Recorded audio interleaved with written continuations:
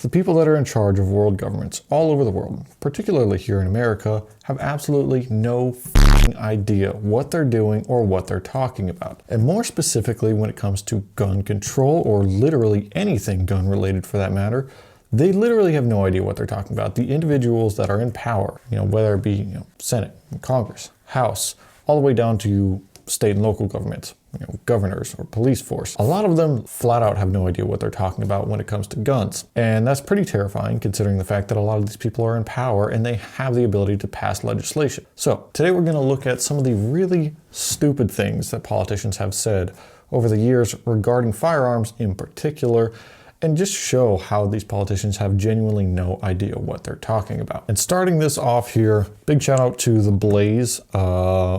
They're the ones who put together this compilation back in like 2015 or so. So let's check out this video here. Automatic weapons are not just about gun control, this is about national security. You know that these weapons can shoot down airplanes, they can blow up a railroad. That's right, ladies and gentlemen. I don't know if you heard that, but this man said that a semi-automatic weapon can take down an airplane and can take down a railroad. Now, maybe in the context of a semi-automatic cannon or something similar, but if he's talking in the context of a semi-automatic weapon that you and I own, such as a 9mm pistol or a .45 pistol or a 5.56 AR-15 or a 308 AR-10 or something like that, none of those are going to take down a airplane unless you're talking about like the world's smallest Cessna that if you look at it wrong, it's gonna break. What do you think, airplanes are made of cardboard?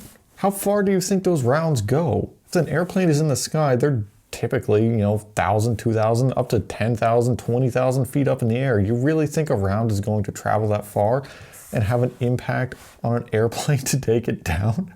How clueless are you? In February, you introduced the Assault Weapons Ban and Law Enforcement Protection Act of 2007. It would regulate semi-automatic assault weapons, including weapons that have pistol grips, a forward grip, and something called a barrel shroud. Weapons with a barrel shroud would be regulated. What's a barrel shroud, and why should we regulate it?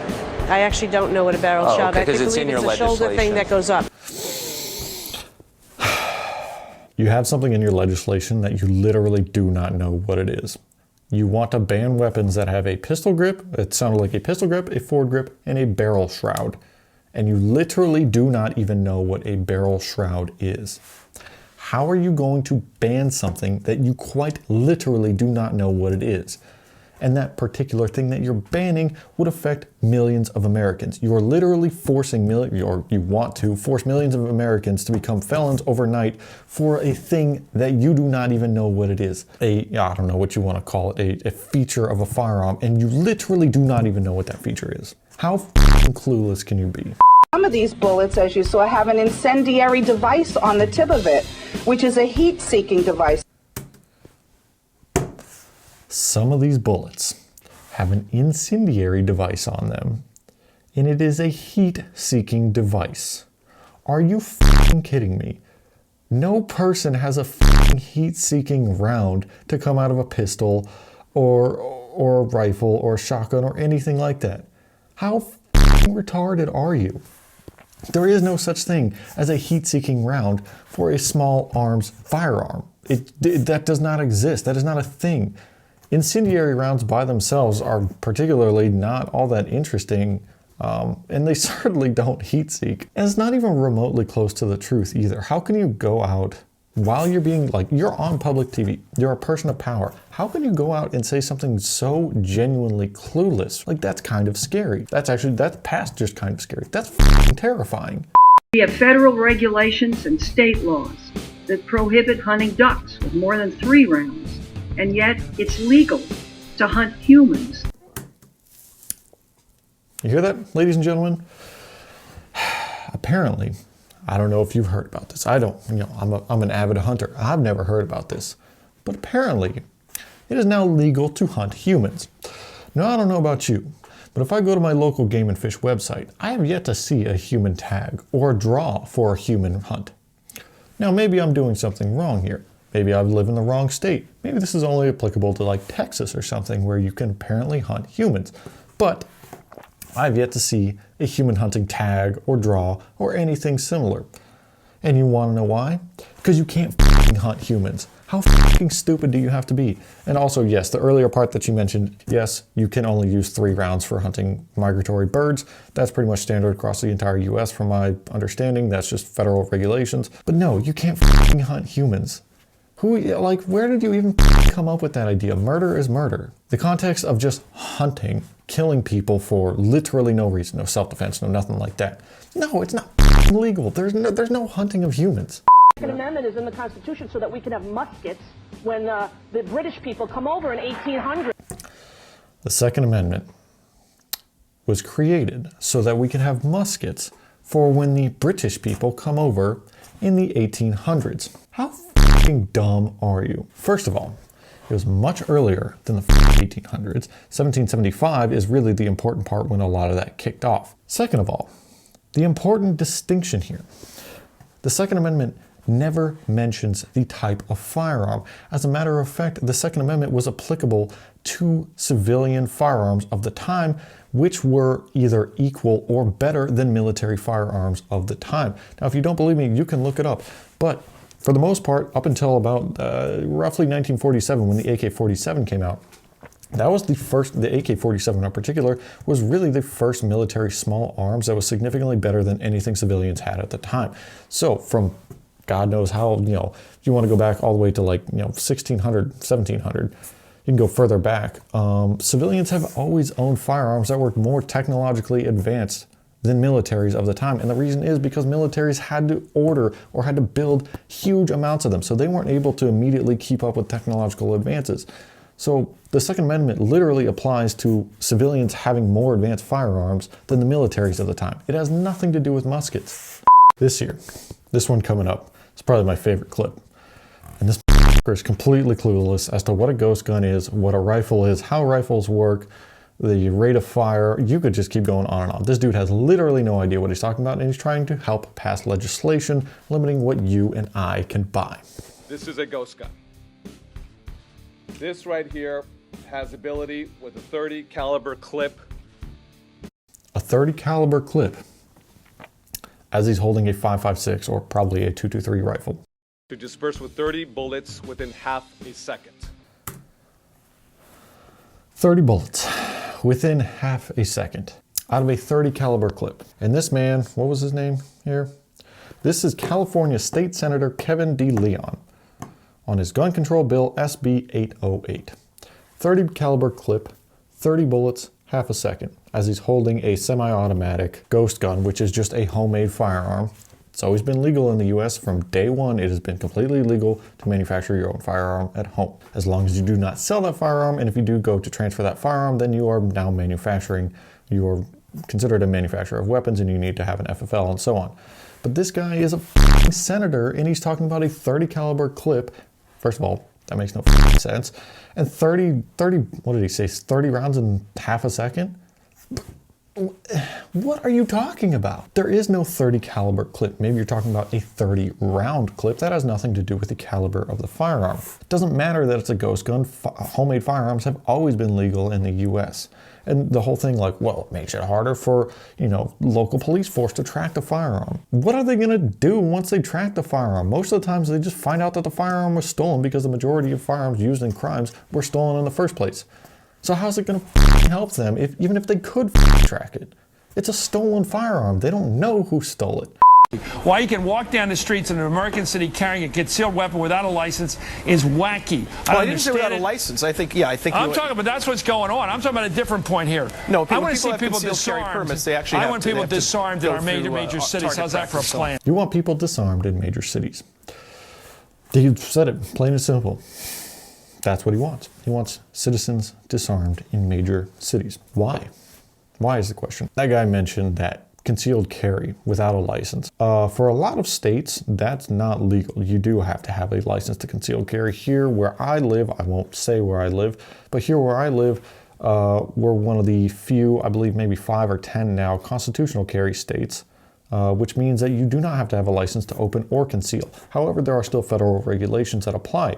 So, for example, you have to be 21 years old to conceal carry any firearm, period. Now, you can open carry a firearm at 18 years old, although you can't legally buy your own pistol until 21. It can be gifted to you. There's ways around that, but that's not the point. For the most part, you cannot just randomly conceal carry a firearm in a lot of major cities and a lot of states without a permit, without a concealed carry permit. Not the case everywhere, even if it was. So let's say any city you could conceal carry without a permit. Why is that a problem? Why is it a problem?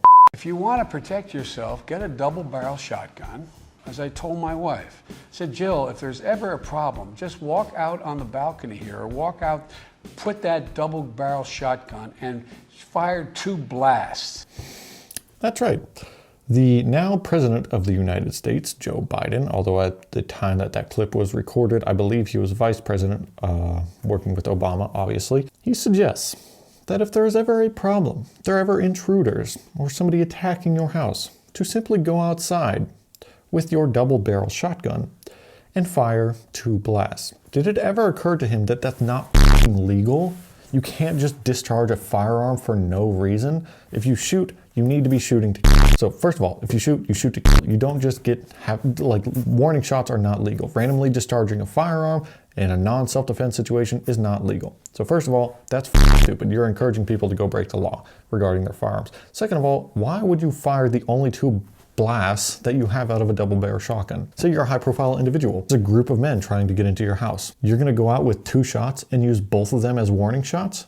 Now what? They're getting into your house. You have nothing to defend yourself. You just use your only 2 shots as warning shots. How stupid is that? That is next level stupid. Why would you use your only 2 shots as warning shots when that's not even legal to be using them as warning shots in the first place? When you shoot, you have to be shooting to kill.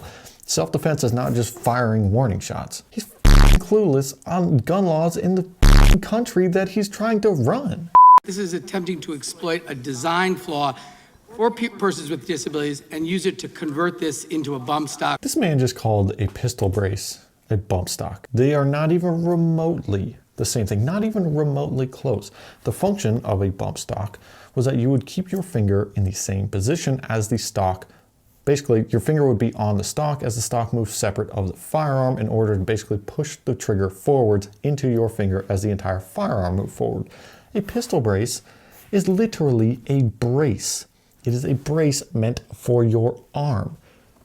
It does not move. Now, some of them, articulate in and out just as a standard rifle stock would. Some of the pistol braces also happen to articulate, but that generally means that, there's detents. It's not just like they're randomly flapping around or anything like that. And even if they were in this context, that still would not help you because the part that you're actually holding on the firearm, the pistol grip, which is entirely separate from the brace or the stock, is stationary, which means your hand is stationary, which means there is no bump stock.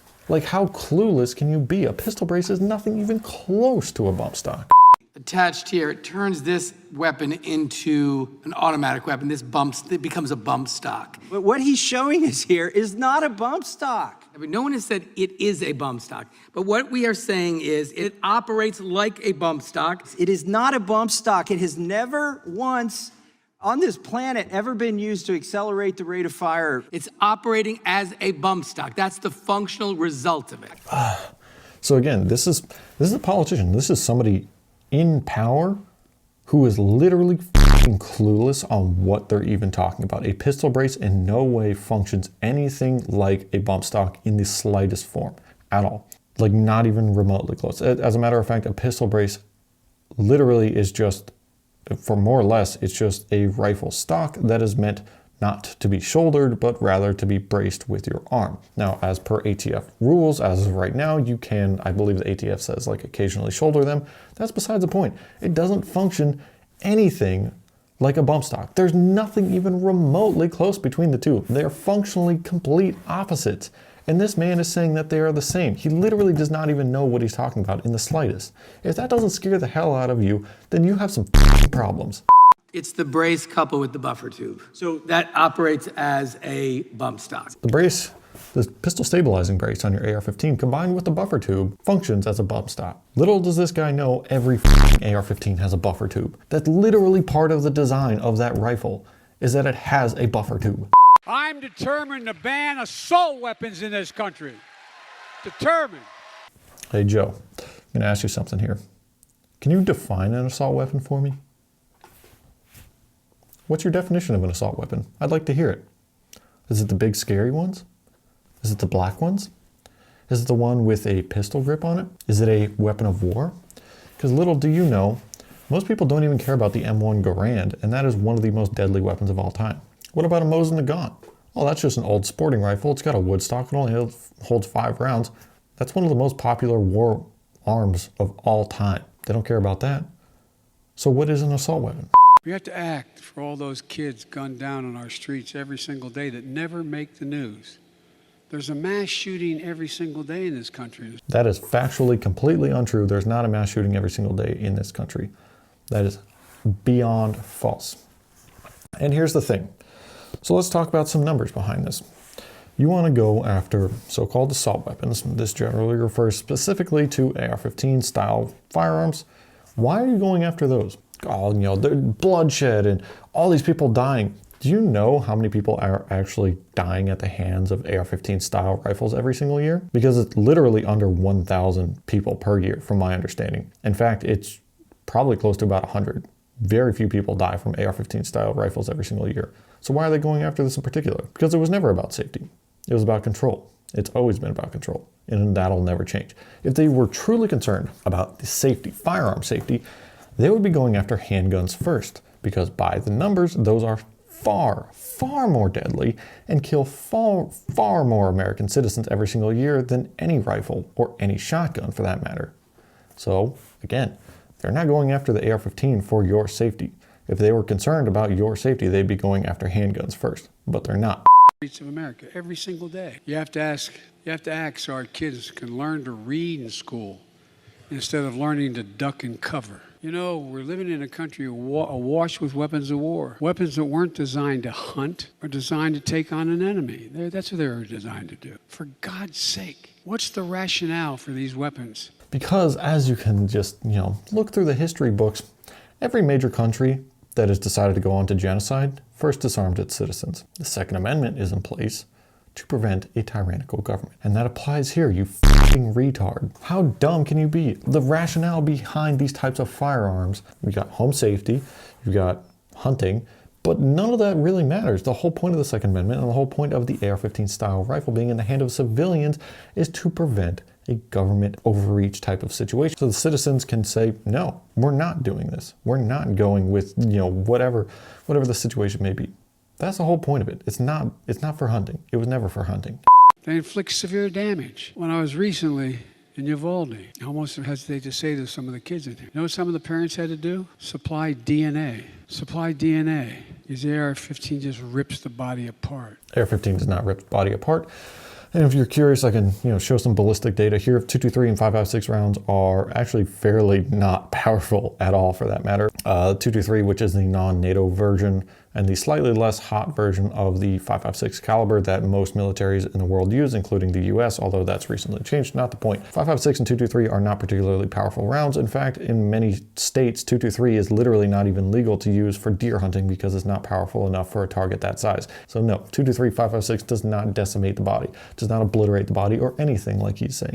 So, as you guys can see here, by these handful of examples, politicians, news anchors, the president of the United States have literally no idea what they're talking about when it comes to firearms. And they're trying to pass legislation on this. And this should be scaring every individual, whether or not you are pro-firearm, because if they're clueless on what they're trying to pass legislation for on firearms, what else are they clueless about that they're trying to pass legislation on? Drugs, alcohol, taxes, where our money's going, where our money's being spent, what country is getting aid. There's so many things. This is a ginormous red flag, whether or not you're pro-firearm. The fact that these individuals in power are literally clueless on a whole bunch of topics, in this case, just firearms, they're absolutely clueless, and they're still passing legislation on what you and I are allowed to do.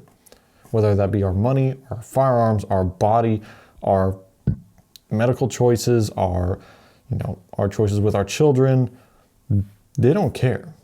And that's because it was never about your safety. It was never about your best interest. It was never about any of that. This was always about making the government bigger, reducing the amount of power that citizens have, and ultimately disarming them.